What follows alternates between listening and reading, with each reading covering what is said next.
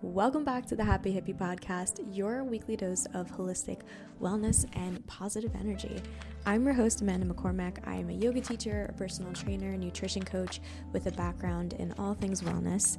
Each week, we're going to explore simple tools, powerful mindset shifts, and hopefully have some inspiring conversations to help you create a life that feels really good inside and out. So this is where wellness meets happiness. Let's dive in. So hello, welcome back to the Happy Hippie Podcast. We are going to jump right into it today. Our theme is motivation. And if you've ever had a phase in your life, it could be a day, it could be a week, where basically your spark just kind of feels gone. You know, it's really hard. You feel like you're maybe trudging through life a little bit. It's just like everything ebbs and flows. Maybe you're moving on autopilot. You really don't have time for things that you're trying to work on, or something that like makes you happy that you've kind of been putting aside, or you want to try something new. No matter how hard you try, motivation, it's just not showing up. And losing that spark or feeling like you're in that little rut, it's totally human. So number one, it's totally okay. But it doesn't mean that you're failing or you're falling off or you're lazy, you're broken, or any of the words you want to find that are super negative that apply to that topic. It basically overall just means that your energy is kind of in a different rhythm right now. And that's what life's about. We really ebb and flow as humans. You can see it. Watch any movie. You'll notice that's kind of a theme. As humans, we experience highs, lows, everything in between. And it's totally okay. So with knowing that knowledge, we're going to talk about how to reconnect with your spark very gently without force. I love to give self-development tips, but life is not always about self-development. You know, if you're always trying to change something, then that's what you're focusing on and you're not living. But sometimes we do need help getting to these things. So I want to do it in a way that's very gentle, that can add to your life without kind of making you feel shameful or anything like that. So without forcing, without shame, and with some actual tips and mindset shifts to help you find more peace in this phase and also progress. Because again, life is about both. We can have peace in knowing that some days we're not going to get it all done. And then other days we can do a little bit or work towards it. And it's totally possible. So maybe you've been putting off a goal, a creative project, or even just like a super small task that you know would just make you feel better to get done. But you keep thinking, I'll start when I'm ready. I'll wait until this or whatever. Just hold on to your seat. What if I told you that waiting to feel ready is actually the thing that is keeping you stuck, okay? That's the trap we tend to fall into a lot. So let's debunk this myth and then go into some ways where we can actually move past this. Maybe if we reframe our understanding of motivation and think of it a little bit differently, it will help you, because it's helped me. This podcast is something that this topic actually, like everything I talk about, it resonates with me deeply. Like you'll notice sometimes, hate to point it out, I don't post episodes as consistently because we'll talk about the reasons why, but motivation is a fleeting thing. And sometimes I can't find the motivation or I can't find the time, whatever my excuse is. I'm going to tell you my framework on how I've actually been able to sit down and record tons of episodes for this podcast, and also to help me with other things. It's helped me get back into the gym when I was feeling in a bit of a rut. So there's a lot of things it's helped me with, but let's talk about it in a way that maybe resonates with you more. So overall, motivation isn't something we find. Like I said, it's something that we create, okay? I hate that. I hate it so much. But again, it's helped me understand that I am the creator of my own life. You're the creator of your own life. You're not a victim, okay? It's very easy to slip into victim mode. I can tell myself 100 things. I'll tell myself, well, I can't do this, or I can't get a podcast episode up because I'm really busy with work today, or maybe these tasks are more important, or I don't have time this week at all because I'm not off on this day, or blah, blah, blah. And it's okay to not constantly be hustling. Like, again, I'm not trying to put out the point to be like, make time in your day. Like, there are ways you can make time, but that's not the only thing here, because if anything, that makes us like really stressed, and then like a little puppy, we associate this thing with it, we're dreading it and we don't want to do it. So that's not the mindset we want to have, right? But we can step back from looking at everything like that. And it's all these stories that we tell ourselves, I'm too busy here, I'm too busy there, I can't do this, like I can't do it all, whatever it is. We need to look at all these stories, pause, and know that it is possible, and somewhere in this web of tangling stories we tell ourselves all the time to do these things. Because most of us were taught that we need to feel inspired, we need to feel super energized, or we have to feel confident at something. That's like a really big one before we begin, And the truth is, motivation doesn't always come first. Movement does. Making an action, taking a real actionable step towards something is how you get that motivation. You're not motivated before you take the step with a lot of things things in life. And you could think about a lot of people who have gotten pretty far in life with that mindset. So think about the last time that you didn't want to do something. Maybe it was a workout. Maybe you told yourself you were going to journal. Maybe you have to clean, or just getting out of bed, like some days, And once you kind of get into that momentum, you realize like it's not as hard as you think it's going to be. Something kind of shifts, It's not really that maybe it's not as hard, because a workout can be hard. Even getting up some days can be hard. But the resistance softens once you propel yourself into that action, and then your energy begins to flow again. That resistance is able to like come down. You can relax a little bit because you're moving into something. That's because action fuels motivation. It's not always the other way around. And waiting for the perfect mindset before we like start something is basically waiting for the ocean to be super, super calm before you learn how to surf or you get on a boat. Like, I'm not getting on until it's calm. It may not be, and that's just kind of how the ocean works, like there's going to be waves at different times, but you have to like put yourself out there and try anyway with things. So this is a good reason why I can maybe give a real example. When I'm in a rut with exercise, I love going to a good workout class. It could be a yoga class, it could be a reformer class, it could be anything. Like I used to do F45, I think is really good to kind of help you get into a place, whatever chain, franchise, or ma and pa workout class. It could even be a YouTube video, but it is nicer to go to a place where you have to be there on a time schedule because it forces you to actually go. It gets you there, and then somebody else gets you moving. Like you don't have to, if it's so hard, because sometimes it is. I come from a background of fitness. Like I'm a literal personal trainer, and I like train people in yoga and fitness every day. And sometimes I can't get myself to do things, like it's easier for someone else to motivate me. And then once I get moving, I'm like, oh yeah, hey, endorphins, like this is why I'm doing this. Or, oh yeah, I love this like feeling afterwards, whatever it is. I'm like, wait, yeah. So once you get yourself there, it really does help kind of get things moving. So exercise classes are a great way. Even if you're trying to do something, like, those accountability buddies that have been in like a lot of programs that you'll join or tips you'll find online, people are always like, find a buddy. Because it's the idea of someone else holding you accountable. It could be your finances holding you accountable because you're going to get charged if you don't show up for that class. It could be a friend waiting for you at the library to do work that you're like, oh my God, I actually have to meet them. It's nice to have that little bit of something to get you there. So that's like a secret little tip. Even though this isn't the part of the the podcast where I give the tips, that's just something I thought of right now. And that's kind of how I work sometimes when I talk about these. But let's move a little bit more into some small steps that you can take that can give you a really big shift. So these are going to be more of the mindset shifts. I'm not even editing this podcast today, okay? So sorry about that. One of my favorite things, I think, like a favorite reminder, is that you don't have to do everything. You just have to do the next thing, okay? I don't know if it's ADHD, if it's the way I think or look at things.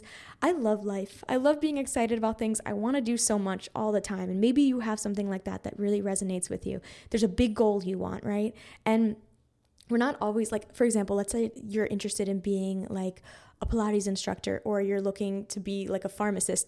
You can't just jump to that thing. Obviously, there's a whole journey involved, right? But it's so cool to know that all these things are out there, and we have a zest and we can go for these things. But sometimes that same mindset can get overwhelming, where there's so many things you want to do and you're like, oh my God, I can't do them all. You don't have to do everything all at once, okay? For one task or many tasks, but you do have to take the next step. You have to do the next thing. And I've said it before in episodes, it's really nice to work backwards. So thinking about a really big goal and then breaking it down into actual little things you can do to get there is something that makes it a little bit scary. And again, this isn't about forcing or pushing yourself or hustling. It's about really gently kind of choosing momentum over perfection. And that's a quote I've been loving: momentum over perfection. Just getting a step in, getting 2 steps in, checking that off your list. Okay. You don't have to be perfect at everything, but just a little bit of momentum. So something you can try is when you feel that resistance creeping in, okay, when you feel your heart getting a little bit overwhelmed, or you're fighting the idea of going to this thing or putting this thing out there, whatever it is, showing up in any way, lower the bar of expectations. Okay. Lower the bar of expectations. it's pretty easy for us to have low, like some people, we have low expectations with things, but just lower the bar of your expectations in this goal, whatever it is. If I keep using the same examples because it's just easy for me on the whim, but because I've had, like in the past, I really wanted to journal and I found it hard to do it. So I've like tried a lot of these tips with journaling in the past. So maybe you don't want to wake up in the morning and journal for 20 minutes, okay? Just write one sentence, write an affirmation, write a sentence on how you're feeling or something, whatever. Just write something, pick up a pen, write it out, pick up your iPhone. Why did I say iPhone like an old person? Pick up your phone and go into your notes app and just write something, okay? One sentence is going to be so much better, which is why, and like, girl, I'm not sponsored by anything. My podcast is, I'm grateful for everyone who listens to my podcast, but it's not like big enough for me to be sponsored by a lot of people.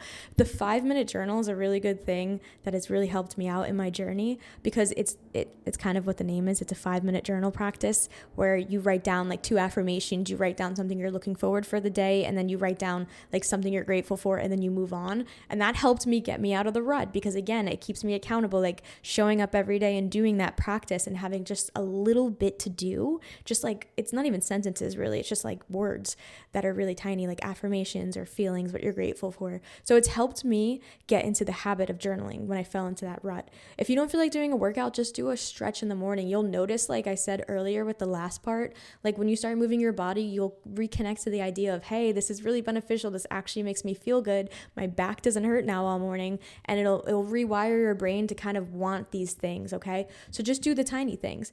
If things start to feel impossible, just tell yourself that I'll do it for 2 minutes, okay? And then I'll stop. We don't have to keep doing it. I'll do it for 2 minutes. That's all. I'll start opening up the tab of this work and just do 2 minutes and then go take a break and like do something to reward yourself.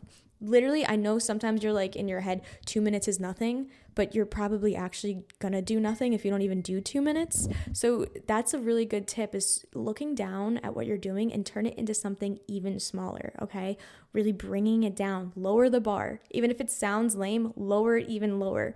Most of the time, those 2 minutes are enough to like carry you through these things, okay? The goal isn't to push harder. It's to show up like a little bit softer, because then you're actually showing up. And I've used these tips to help me with a lot of things I felt really stuck in. So again, the 5-minute journal is really good. In the mornings with meditations too, if I like wake up late, because girl, I love to sleep in. If I wake up late, even just doing a tiny meditation, like a 5-minute meditation, is very helpful for me. I have a lot of guided ones saved.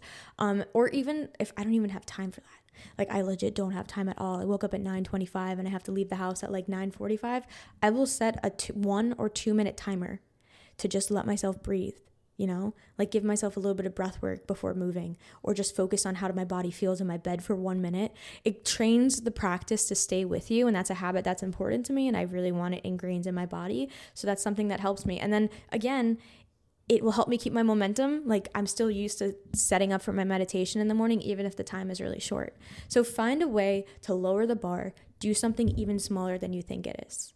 The next tip that I kind of have is like reframing being ready, okay? The idea of being ready is often just that perfectionism in disguise.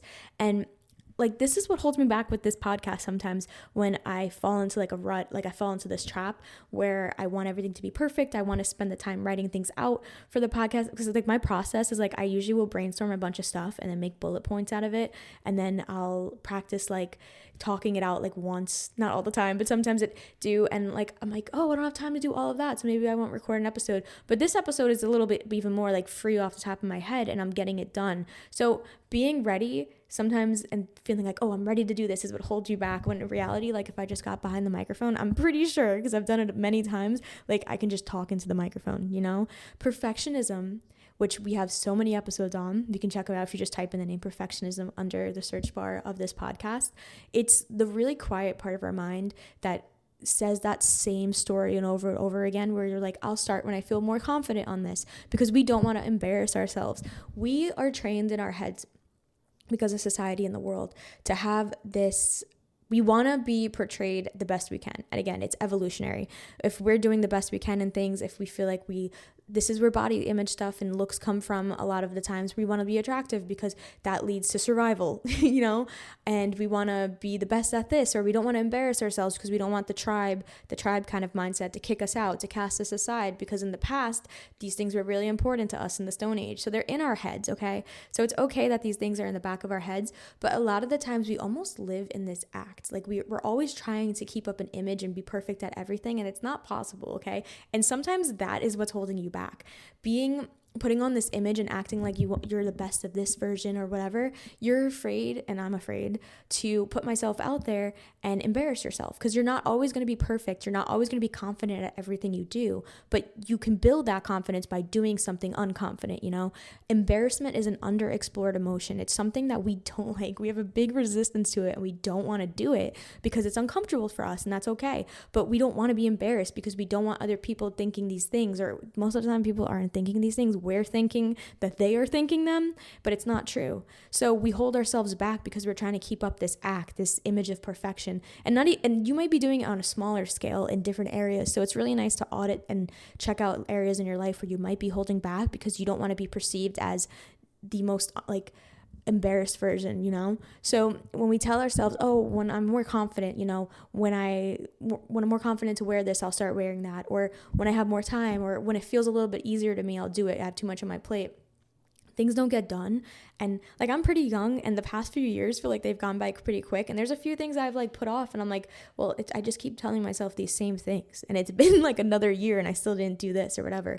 And then there's been some great things where I've taken leaps. Again, we can't do it all. We can't be really hard on ourselves and shameful over everything. There's going to be some things we don't do, and that's totally okay. We have a beautiful long life if we can take a little bit of time to put ourselves out there and take these small steps. Things will get done more easily. But we don't have to wait for that confidence, to actually act. Confidence is built through action, and that's a theme I just keep weaving in and out. I feel like I keep coming back to it because it's so important. You can show through doing it and through showing yourself that you can do it. That's how you build the confidence. You go into it scared, you go into it unconfident, you take a step, and then you're like, oh my God, wait, I did it. Oh my God, wait, I did that. I took a step. And that's how you build that confidence. That's how it happens. The last episode I just put up, it was 3 weeks ago at this point, sadly, The Art of Self-Trust, is all about this topic where it's building confidence through trusting yourself. The more you trust yourself, and I give tips on how to trust yourself and how to get to that point, that's when you build confidence. When you show yourself, I'm going to say this and I'm going to do it, it builds that confidence. So check out the last episode if you want to dive deeper onto this little pool of topic we're talking about. But again, readiness is a feeling that really grows after you begin, okay? The more that you start before you feel ready and totally ready to go with things, the more that you learn that you can actually trust yourself to handle what can come. That's basically what it is. You can learn that, okay, even though it's unknown, I feel like I can still handle it in a sense. Motivation, confidence, energy, all these things, they follow movement. They come from movement, from moving, okay? Every time that you act before you feel ready, you kind of prove to yourself that you can do this. And with every proof, that little bit of spark that maybe you feel like you're lost with a little bit right now, it grows brighter. And there was an analogy I saw that I thought was really smart about the idea of spark, where it's like lighting a candle in a really dark room, where you don't have to wait for the whole room to start glowing before you strike a match, right? That makes no sense. You're thinking back on that, you're like, what, girl, what are you saying? You have to strike a match before the light gets to spread. So the light's not going to grow, it's not going to go anywhere unless you actually light the match, and that's the action, that's the step you have to take. So those are the two main overall themes I want to stay with you. But I have a few little steps that we can use, tips to kind of shift and take real action based on those two themes kind of woven within it. So again, micro steps, starting really tiny. Maybe I'm repeating these kind of things, but I want to really nail it in your head. Maybe doing a 30-minute yoga flow in the morning just to kind of help you. And it could be gentle yoga. And your goal could be you want to start weightlifting. Maybe even doing just a little stretch in the morning can help you prime your brain and prime your nervous system that movement is good, okay? It could be a different type of movement. It could be something that the energy level is not there, but you're still taking a step. It could be anything again, with the journaling examples, or even just going to a workout class. Do something that's going to help you get that micro step in. Secondly, let's step back from all of this hustle kind of take step kind of mindset. Maybe you need something that's going to inspire you or give you a little bit of inspiration. Read something that lights you up, okay? Find a nice book around a topic of anything. It could be fantasy, it could be self-development. Find something that lights you up. Take a walk. If you're stressing yourself out with these things, go outside, put on a song that you enjoy, go outside, take a little bit of moment. Even like really small doses of joy remind your nervous system that life can feel good and that there's a lot of opportunity out there. So take that time. I love listening to other podcasts to help me get motivated to record my podcast. Like, even if I'm feeling in a rut, it's something I feel productive doing because it's really passive. Like, I could be making my breakfast because that's all I have time to do, but I could listen to an audiobook that's like self-development, or I can listen to a podcast. So find a way that you can just give yourself a little bit of inspiration. Maybe for you that's watching something, it could be whatever. Another thing that's really good, again, to step back from the hustle is reconnecting to your why. If your spark feels a little bit lost, it helps to remember why you want this thing in the first place, why you started at this thing, whether, again, you're working on a project, maybe you're working on something in your creativity, maybe it's a self-care practice that you find kind of hard to get started, or just back to the idea of having a goal. Write it down. Okay, you can do the thing where you write it on a Post-it. You can say it to yourself as an affirmation. Let it be an anchor, just like in meditation where you're always coming back to your breath. You're always coming back to your breath in yoga. You're always going back to your breath with this, to be mindful. You want to be present. Try to use your intention as your reason why. Like your reason why you're doing this. Come back to it. Anytime it gets tough, come back to it. That's something I always say in yoga classes or when I teach workout classes, is like, come back to your intention. Like, sometimes you're thinking about how hard it is or whatever, but when you anchor yourself down, you're like, yeah, that is why I'm doing it.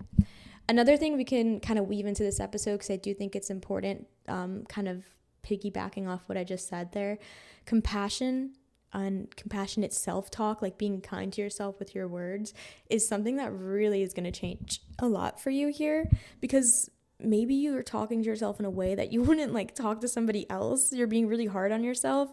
Like, replace that guilt, that shame feeling with curiosity, because the only way that we ever can make changes in life is when we look at something and we decide that, okay, this is working for us or this is not working for us. And that's what emotions are. They're indicators. So if you're feeling guilt or shame, look at it with curiosity instead of like hatred towards yourself or towards other people, whatever. And maybe this is telling you that you need a little bit of rest, or maybe you need to start small. It's just all about being introspective. I use the word auditing a lot because it's like looking at your thoughts and then auditing where you want to go. But maybe this is the time where you can look at that guilt and figure out where that you need to just kind of start smaller. So yeah, it's kind of all about learning to listen to yourself and see what signs that your body is telling you in your mind, because your body's always telling you things. We just need to learn to pause and listen to what it's saying. And as like a little closing idea to kind of tie this whole topic together, a gentle reminder to remember that like all of this is a journey, and actually maybe we can enjoy the journey instead of focusing on just the end point. Because think about it, like, we don't want to spend our life just trying to get to the end point and then moving on to the next end point, because you're going to really miss what happens in between.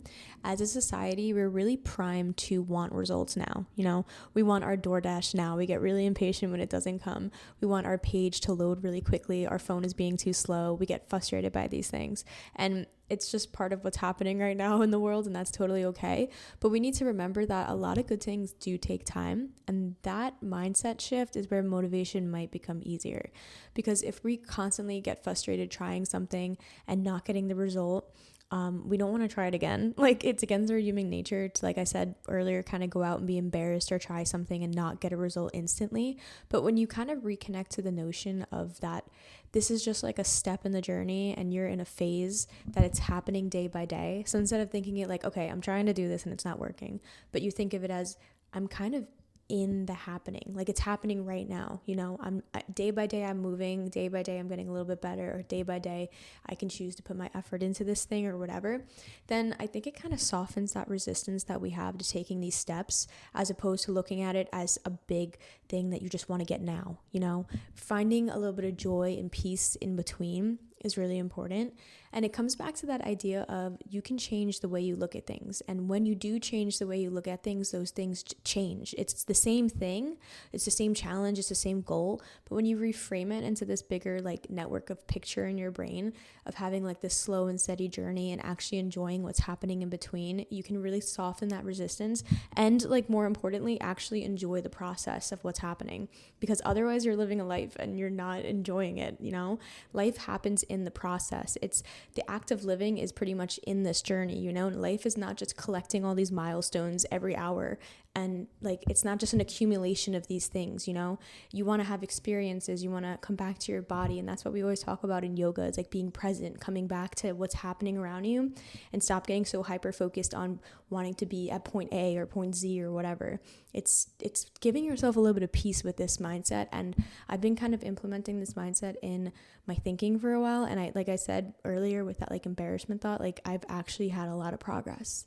Like, hey, fun fact, I've had a lot of progress and I'm enjoying life instead of thinking of it as I need to get here and being super negative on myself. I've also found a little bit of peace, because again, this does tie into the motivation factor, but I found peace in the idea of just going with the flow sometimes. Like I said, sometimes things happen and your day may shift differently. It's releasing control of what like I think will be the perfect day, you know? Some days you can't do it all. Some days you can do a little bit. And on some days you really can't do anything, you know, to be honest. Whatever's happening in your life might be happening, and maybe it's a fun thing or maybe it's something you have to deal with, but real life is a lot funner when you allow yourself to just kind of go with the flow at times and like let your shoulders go down and you realize, okay, I'm in traffic, like it is what it is. I'm going to be here a little bit longer than I thought, and stop trying to force and resist. That's when we cause so much tension for ourselves. That's when we just make things worse for ourselves. Our mindset gets more negative. So yeah, real life is just funner when you allow yourself to just kind of just accept and not force these things. You can also take that mindset into like your interactions. So trying to find a little bit of joy, a little bit of peace in every interaction you have with a person, you know. It could also just be like different events that pop up. I use the traffic example, but it's just going back to the idea that you may not be doing something that you want to be doing, or you may not be on the schedule or the pace that you thought you were, and it's okay. And when you actually find that little bit of peace and joy, it decreases your stress. So you're just going to be a less stressed out person. You're going to be less tense. Your body's going to feel better. You're not going to have as many cortisol spikes. You know, that's going to help with a lot of things in your body and your hormones. It's going to make you happier. It's going to make you prettier. It's going to make you cooler and healthier. So just trying to find a little bit of peace in what's happening around you, and just know that some things are out of your control for the moment. It's just going to be such a really good tip to carry with you in life to just feel better overall. So yeah, that's kind of where I'm at with motivation and what I really felt called to share on this episode. So thank you so much for spending time with me today and hearing me out. If this episode resonated with you at all, or there was something that you were just like, wait, that makes a lot of sense, maybe share it with somebody who needs a little nudge. You could also leave a comment or a review here on Spotify or on anything that you're listening to really help this community grow. I like make all these episodes myself and edit them, and I spend a lot of time with this podcast, and it would really help maybe somebody else find it too. And then it's like a really cool butterfly effect, because if something you did, somebody else found it, and now you're just kind of passing on that good energy exchange. So you can think of it that way. Please make sure to follow the Happy Hippie podcast on Instagram or on TikTok, or both if you want, even better, for updates on the show. I post little things up there like meditations. I'll be doing some like live yoga classes from time to time. Before I close it out, I feel like I've literally been like leading everybody on the past few episodes, but I'm finally launching 2 different things for the podcast, and it's going to be done on Black Friday. I felt that was fitting. It was originally going to be launched in October. I had some work travel and I got a little caught up, and I didn't want to put that pressure on myself, so I just like stretched it out a little longer. So thank you so much for being patient with me. But we're dropping merch. We have merch dropping on Black Friday. We have hoodies, we have tote bags, we have crew necks, and we have stickers. So they're all different designs. This is why it took so long. I originally had a design. I had 3 designs, and I was going to put them on 3 tote bags and 3 hoodies, but then I actually switched them up a little bit, because not that I'm a perfectionist. I know we talked about that in this episode, but I just like, part of me felt like I could change it, and I knew I could fix it and make it a little bit different. So I spent more time on that. And you know what? I'm proud because I designed them myself and I made them myself and got them shipped out. I got the samples. I took like photos of them. So they're good. You can see the photos of the products on the Happy Hippie Podcast Instagram. I'm putting them up this week because I finally just took all the pictures. So that is our first launch. And then our second launch, I'm launching the Glow and Flow Hub, which is a growing online library. It's going to have meditations, yoga flows, Pilates classes, breath work, different healing tools. We're going to have live full moon workshops, sound baths, yoga nidras, tons of stuff on there. And I'm opening the doors to it on Black Friday. It's going to be super comprehensive, super easy to access. I want you to be able to not only look at this library and just be like, okay, it's just a library of stuff, but you can filter it through 5-minute, 10-minute, 20-minute yoga classes, Pilates sessions, meditations. There's going to be little like secret podcast episodes on there. We're gonna have tons of stuff. Like I said, we're gonna do really cool events each month for the full moon. There'll be a book club. There's also a free aspect to this, so I am opening this up to the entire community. Like, there are parts of it that you can join for free, and then there's gonna be a paid option, because again, I'm putting so much work into it, so I do need to have that as like a little bit of an option too. But everyone's welcome. There'll be more information again on the Happy Hippie Podcast Instagram, so make sure to check that out. Thank you so much for listening. I hope you have a wonderful day, and yeah, see you soon.